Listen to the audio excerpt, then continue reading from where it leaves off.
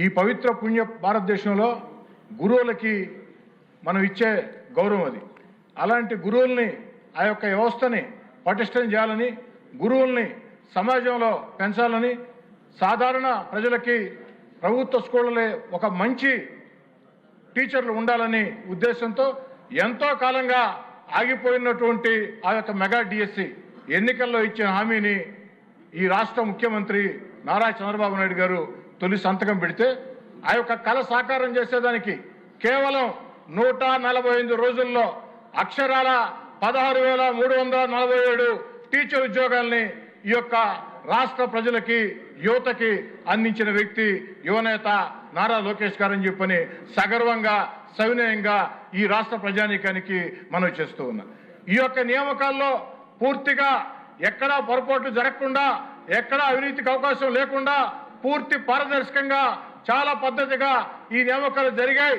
వేలాది మంది నిరుద్యోగులు, ఉద్యోగాలు రాని నిరుద్యోగులు కూడా ఈ యొక్క తెలుగుదేశం పార్టీ కూటమి ప్రభుత్వంలో రాష్ట్ర ముఖ్యమంత్రిగా చంద్రబాబు నాయుడు గారు, విద్యాశాఖ మంత్రిగా నారా లోకేష్ గారు సారథ్యంలో ఇవన్నీ కూడా సమర్థవంతంగా జరిగాయి అని ఉద్యోగాలు రాని వ్యక్తులు కూడా మీడియా ముందుకు వచ్చి మాట్లాడుతున్నారంటే వీటిల్లో ఎంత పద్ధతిగా, ఎంత స్పష్టత జరిగాయో మీ యొక్క రాష్ట్ర ప్రజానీకానికి సవినయంగా తెలియజేస్తున్నాను అధ్యక్ష.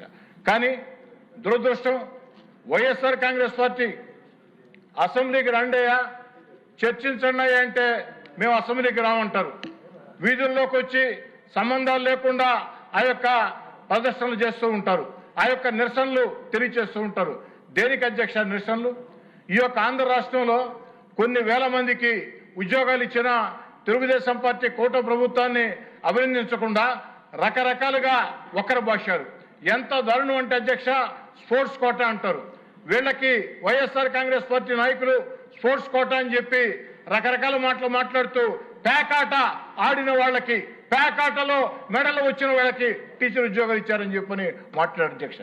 ఈ సందర్భంగా చాలా స్పష్టంగా ఏదైతే ఆనాడు మీరు మాట్లాడిన తర్వాత నెల్లూరులో నేను ఒక సవాల్ విసిరా అధ్యక్ష జగన్ రెడ్డి గారికి, వైఎస్ఆర్ కాంగ్రెస్ పార్టీకి. ఈనాడు కూడా ఇక్కడ లేకున్నా టీవీలో చూస్తూ ఉంటారు కాబట్టి జగన్ గారికి, వైఎస్ఆర్ కాంగ్రెస్ పార్టీకి ఒక సవాల్ విసురుతున్నా. మీరే చెప్పారు మీడియా ముందుకు వచ్చి, పేకాటలో మెడల్స్ వచ్చిన వాళ్ళకి టీచర్ ఉద్యోగాలు ఇచ్చారని చెప్పని. పేకాటలో మెడల్స్ వచ్చిన వాళ్లకో, పేకాటలో ప్రావీణ్యత ప్రదర్శించిన వాళ్లకో ఆ యొక్క పోటీలు ఎక్కడ జరిగాయో, ఎక్కడ సర్టిఫికేట్లు ఇచ్చారో వాళ్ళల్లో ఏ ఒక్కరికైనా సరే పేకాట పేరుతో ఉద్యోగాలు ఏ ఒక్కరికైనా ఇచ్చి ఉంటే శాసనసభ సభ్యత్వానికి రాజీనామా చేసేదానికి సిద్ధంగా ఉన్న తెలియజేస్తున్నా సార్. ఎంత బాధాకరం అంటే గోళీలాటకి, ఫుట్బాల్కి వైఎస్ఆర్ కాంగ్రెస్ పార్టీకి తేడా తెలియదు. గోళీలాటకి, ఫుట్బాల్కి తేడా తెలియదు. బెల్లంకోడికి, క్రికెట్కి తేడా తెలియదు.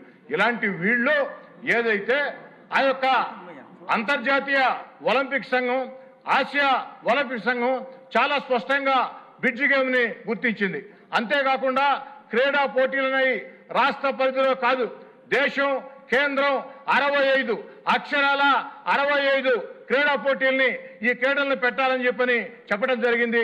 అదే క్రీడలు పెట్టడం జరిగింది.